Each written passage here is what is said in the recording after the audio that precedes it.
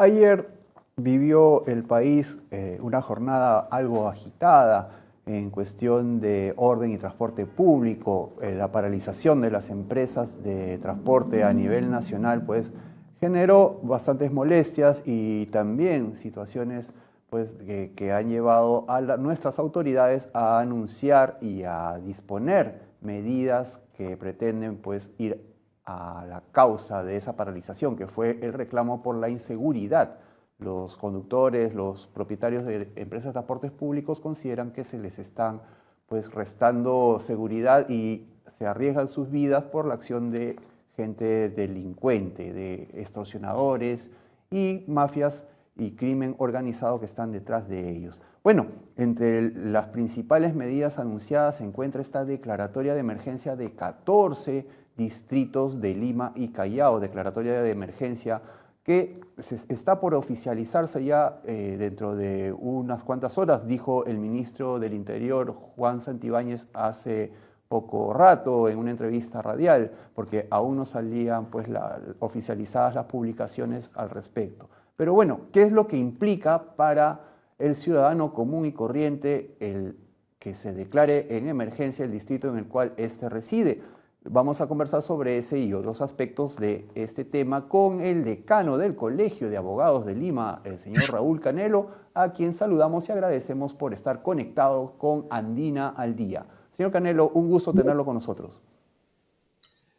Muchas gracias, Fidel, gracias por su invitación y encantado de estar con ustedes. Bien, le reitero la consulta que hacía en la introducción de esta entrevista, señor Canelo, para el ciudadano común y corriente, ¿qué representa pues esta declaratoria de emergencia? Entendemos pues que se pretende con ella afectar y sancionar y buscar la mejor manera de prevenir crímenes, delitos, pero bueno, para uno que tiene pues que salir a la calle a trabajar cotidianamente, ¿qué representa este estado de cosas? Bien, definitivamente hemos llegado a unos niveles gravísimos y me gustaría luego explicar en qué se contribuye desde el punto de vista legal cuando se legisla equivocadamente para que se generen estas situaciones. Ayer hemos vivido efectivamente un paro de transportistas, estas personas son extorsionadas, he visto imágenes muy crueles de cómo sicarios, extorsionadores, han matado a choferes y tal. Están circulando en las redes imágenes muy, muy crudas. Y creo que es correcto que el gobierno dicte este estado de emergencia. ¿Qué es un estado de emergencia? Es un estado de excepción a la regla donde todos los derechos fundamentales están funcionando perfectamente. Pero ante una circunstancia grave de perturbación del orden público, catástrofes naturales o situaciones graves que afecten la paz, la Constitución permite que el gobierno pueda dictar un estado de emergencia donde se suspenden justamente algunos derechos fundamentales.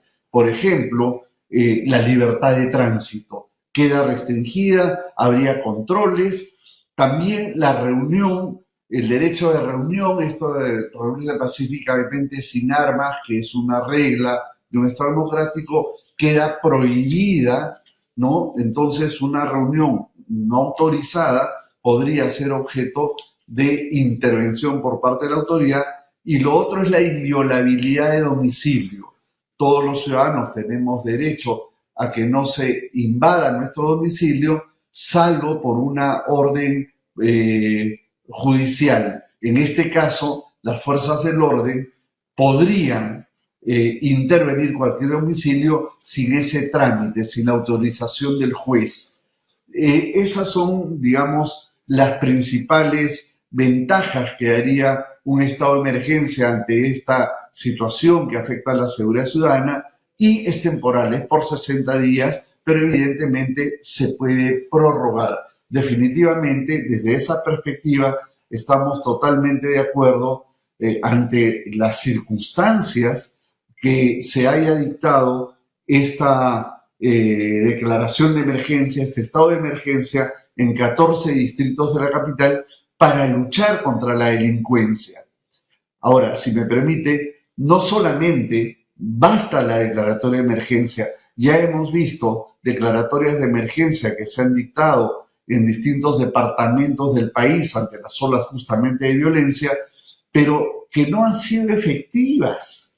Entonces, este estado de emergencia tiene que ser efectivo y en el estado de emergencia las autoridades, las fuerzas del orden, la policía y eventualmente el ejército o las fuerzas armadas pueden colaborar a evitar que se desborde todos estos actos delincuenciales. En ese sentido creo que es necesario. Pero ahora, no solamente basta tampoco la declaratoria de emergencia o una actitud represiva frente a ella. ¿Qué hay de la prevención? ¿Qué hay del servicio de inteligencia?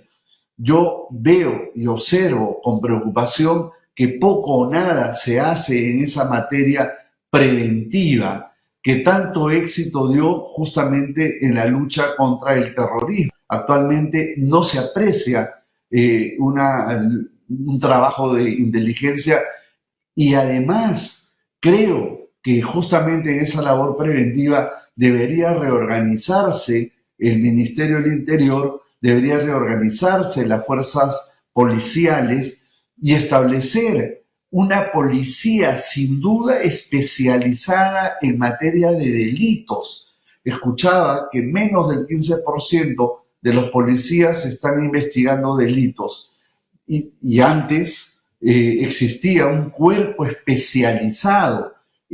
Mientras no hagamos eso, estas declaratorias de estado de emergencia simplemente podrían ser un saludo a la bandera, como ya ha venido ocurriendo últimamente en los distintos departamentos donde se declaró tal estado. Se ha dicho que ya desde el lado legislativo, desde el lado del Congreso, se van a aprobar, se van a analizar proyectos de ley para incrementar penas, ¿no? Y es una mecánica que ya la hemos también conocido anteriormente. Ante situaciones excepcionales, negativas, se responde también con leyes de esa índole en las que se aumentan las penas privativas de la libertad, los años de cárcel. Bueno, usted desde el punto de vista jurídico, ¿cómo ve ese tipo de salidas, de soluciones planteadas desde el Congreso? Fidel, eso es una letanía.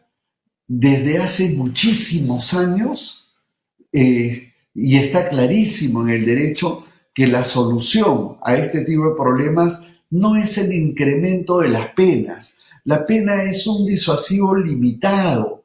Hace muchos años me invitaron a una radio importante a hablar sobre un tema de mi especialidad, los delitos cometidos contra el honor sexual, con violación de menores de edad, y se había incrementado la pena. Les dije, bueno, sí, está bien, pero eso no es suficiente. Al año siguiente me invitaron nuevamente ante una ola de violaciones.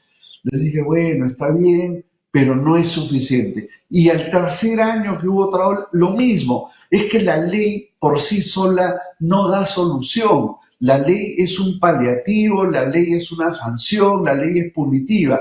Lo que hay que hacer es prevenir, también desde el punto de vista legal, por cierto, pero esa tarea de la prevención tengo la impresión que no se está dando, y esto es un tema ya importante de gobierno. Lo que sí quiero decir es que se está dando leyes, más bien que facilitan a estas organizaciones criminales en cuanto a su actuar. Por ejemplo, esta ley 32.108, que redefine qué es el crimen organizado, en el fondo deja de lado como criminales organizados a secuestradores, sicarios y tal. ¿Qué provocó esto? Que los organismos empresariales, los gremios ADEX, CONFIEP, la Cámara de Comercio, los gremios profesionales, nosotros nos hayamos pronunciado en contra de esa ley del Congreso. O sea, por un lado nos preocupa la lucha contra la delincuencia y por otro lado el Congreso a algo que es claramente un crimen organizado dice, no, bueno, eso no es crimen organizado, es una banda. con lo cual la pena en el fondo la rebaja. O sea, subo penas para unos delitos que van a ser difícil de aplicar por el diseño nuevo que acaban de hacer, y más bien se benefician porque estos sicarios y tal, bueno, somos una banda criminal, pero no somos organización criminal. ¿Quién tuvo la responsabilidad de eso? ¿Quién redefinió? ¿A beneficio de quién? El Congreso.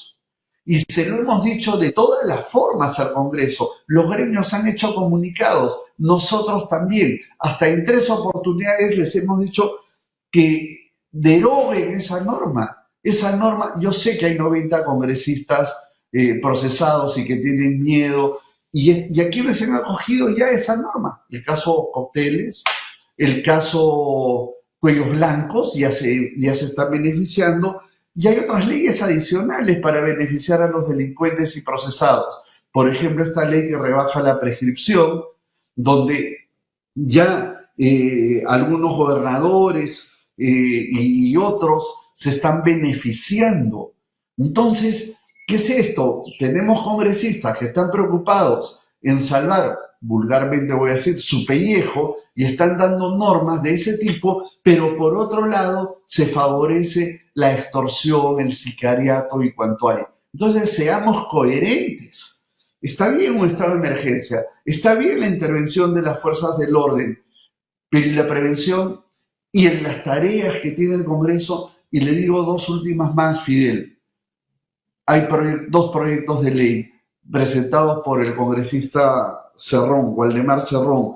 Una que dice que las decisiones de los jueces y fiscales las debe revisar el Congreso. Eso es antidemocrático, eso viola la división de poderes. Es altamente inconstitucional, pero ahí lo tiene. Y lo otro, hay una norma que pretenden emitir, ahí hay un dictamen en el sentido de que cuando se trata de congresistas que van a ser denunciados, investigados, previamente debe haber un pronunciamiento del Congreso. Entonces, por un lado, nos rasgamos las vestiduras luchando contra los extorsionadores y el incremento de estos, y por otro lado, el Congreso está legislando a favor de estos actos delincuenciales. Entonces, no hay coherencia, y lo de ayer ha sido una reacción, y estimo que habrá más reacciones.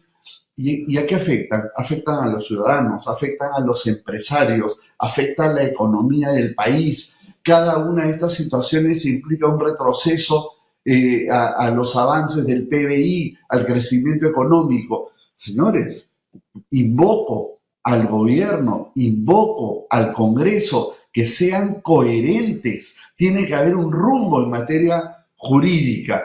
Y claro, ahora quieren hablar de terrorismo urbano, Fidel. Yo he conversado con expertos nacionales y extranjeros, y eso es otra falacia, porque esto no es un delito de terrorismo, son bandas organizadas que está regulado, las penas son drásticas, el Código Penal tiene tipificado los delitos de secuestro, extorsión, sicariato, con penas altísimas.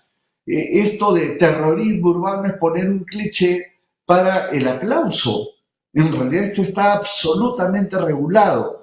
Que quieren cambiarle de nombre a un conjunto, a un paquete de normas que ya son radicales, pueden hacerlo si les da la gana, pero eso es antitécnico, y no lo digo yo, ya lo han dicho colegas que enviamos al Congreso, el doctor Lamas Puccio, el doctor César Nagasaki, el doctor Carlos Rivera, que a nombre nuestro fueron al Congreso a debatir este tema y dijeron, en resumen, que esto del terrorismo urbano no corresponde como nomen jurídico. Que suena bien, que suena, es otra cosa. Nosotros ya tenemos una regulación perfecta y específica. Lo que pasa que a esa regulación ahora el propio Congreso la perjudica cuando da normas, por ejemplo, del allanamiento. Miren lo que ha pasado. Los fiscales van a allanar un inmueble donde presuntamente se debe encontrar pruebas de los ilícitos, como ha sucedido en el caso de este señor Hurtado, y resulta que van, pero no pueden actuar porque tiene que venir el abogado. Y si el abogado no va, ¿por qué tendría una medida de esa naturaleza que llamarse al abogado, cuando justamente es una medida inaudita aparte? Y lo que es peor, Fidel, salió una nota previa del Poder Judicial diciendo, por si acaso van a allanar la casa del señor tal y del señor tal. Entonces, ¿de qué lucha contra la corrupción, contra la delincuencia, contra el sicariato, la extorsión estamos hablando? Hay No somos señales coherentes. confusas, señor Canelo, como usted está señalando, pero permítame detenerme en lo que acaba de decir usted respecto a esta propuesta referida a establecer la figura del terrorismo urbano. Ayer señalaba el presidente del Congreso que la eventual aprobación, él ya la da por descontada para la próxima semana de esta ley. Va a permitir que jueces y fiscales tengan herramientas nuevas para poder sancionar con eficacia a este tipo de acciones como la de la extorsión y las organizaciones criminales. Pero bueno, usted nos está señalando que resultaría redundante e incluso pues superflua y ya estaría legislada las sanciones para este tipo de acciones, ¿verdad?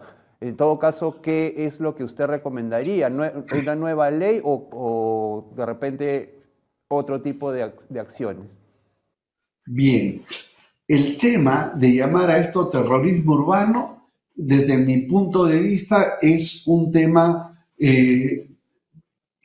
diría hasta demagógico. Estas normas están perfectamente reguladas, no con esa denominación. En todo caso es un cambio de denominación, pero peligroso, porque llamar terrorismo a algo que no es terrorismo nos pone directamente que a los delincuentes que procesan por supuesto terrorismo urbano, si lo hubiera, automáticamente irían a la Corte de San José, a los tribunales de derechos humanos, a decir que han sido mal juzgados. Entonces, hagamos las cosas bien. Si existen los delitos de extorsión, sicariato y secuestro, y las penas son igual de graves, apliquemos lo que corresponde. Y repito, esto ya lo hemos trabajado desde el Colegio de Abogados con personajes importantes como el doctor Nagasaki, el doctor Carlos Rivera, que además tienen puntos de vista distintos, pero internacionalmente, la doctora Laura Zúñiga, profesora de Salamanca, con quien hemos conversado largamente, no hay un solo país democrático que llame a esto terrorismo urbano. Es simplemente un tema de nombre, un tema de populismo. Y en cuanto a mejores herramientas a los jueces y fiscales, falso, porque con esta supuesta norma de terrorismo urbano existen las normas que se han venido dictando, como por ejemplo la 32.108, que beneficia a estas organizaciones criminales, llamándolas ya no organizaciones criminales, simplemente bandas, con lo cual la pena es menor.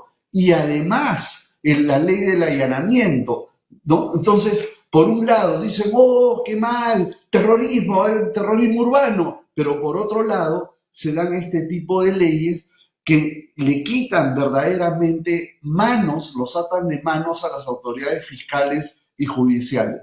Por ejemplo, normas que se dieron en el COVID para que algunos delitos cometidos por personas de 25 años no los pongan en prisión preventiva.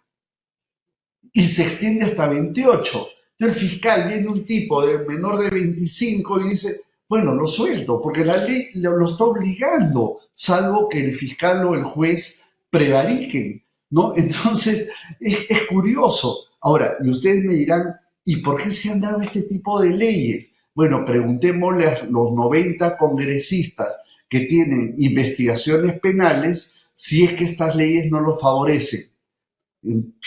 He ahí la madre del cordero. Sí, y sería interesante tal vez que instituciones como la que usted encabeza, el Colegio de Abogados de Lima, señor Canelo, y otras también que recordamos, pues usted lo ha traído también a colación con el caso de la ley sobre crimen organizado, que se pronunciaron en contra de esa norma cuando todavía pues no era promulgada. Bueno, que establezcan de repente la posibilidad de una acción, de presentar una acción de inconstitucionalidad contra esa y otras leyes como la que usted está mencionando y que, como usted también señala, resultan beneficiosas para los grupos criminales.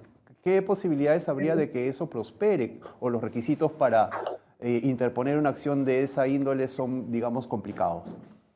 Bien, desde el Colegio de Abogados hemos emitido sendos comunicados. Lo primero que le pedimos al Congreso es que derogue esas leyes. En vez de pensar en terrorismo urbano, que es simplemente una actitud populista, deroguen las leyes que ellos han hecho para que se favorezcan ya grupos corruptos organizados como los cuellos blancos, que ya presentaron solicitud. Y le quiero decir, el daño es mayor, porque si hubiera ahora una derogatoria de esa ley, lo que va a suceder es que los que ya se beneficiaron con esa ley, ya no se les podría aplicar retroactivamente una ley que corrige todo eso, porque en materia penal se aplica la ley que beneficia al reo. Ya están beneficiados los señores Caso Cócteles, los señores Cuellos Blancos, los señores de los gobiernos regionales, están ya beneficiados, así se modifica la ley. Y lo otro es la acción de inconstitucionalidad, que sí, el Colegio de Abogados está trabajando ya para plantear la acción de inconstitucionalidad. Pero lo más importante, desde el Colegio de Abogados, y hago una invocación ahora a los gremios empresariales, a CONFIEP, ADEX, la Cámara de Comercio, la Sociedad Nacional de Industrias, también le hago una convocatoria a los gremios trabajadores del Sindicato de Construcción Civil, la CGTP, SUTEP. Tenemos que juntarnos. El colegio va a ser el recinto donde va a recibir y vamos a trabajar la juridicidad. Tenemos que plantear cuál es la proyección que queremos como sociedad desde el punto de vista jurídico. ¿Qué se debe cambiar y qué no se debe cambiar? Y lo último, Fidel, se ha hablado de que con estas, que se quiera una norma de terrorismo urbano y que todos se vayan al penal de Chayapalca. Suena bien, pero ese penal y todos los penales del país, ¿cómo están? Atiborrados. ¿Por qué no pensamos seriamente en permitir, como sucede en otros países, que los delincuentes, por lo menos los primarios, casos de pagos de alimentos y otros delitos que se cometen a propósito de violencia familiar, delitos primarios, vayan a cárceles privadas, que el sector privado construya cárceles? Sucede en otros países que se concesione. No tenemos partidas presupuestales para crear nuevas cárceles. El hacinamiento es total. Es una realidad gravísima.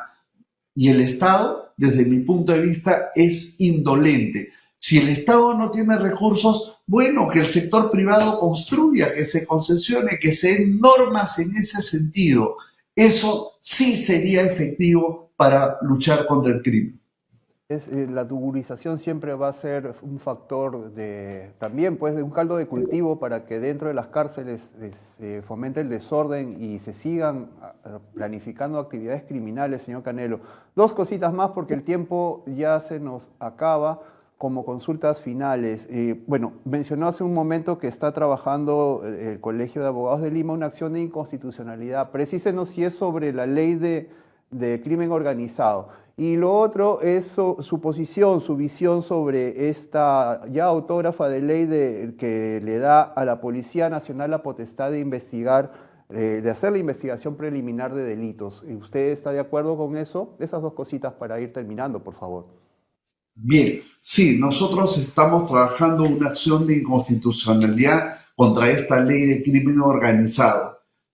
Todos los expertos, todos, coinciden en que esto no es correcto. Tenemos que parar, y yo invoco por eso al Congreso, para que ellos de primera mano, autores de este entuerto, corrijan y deroguen esa ley.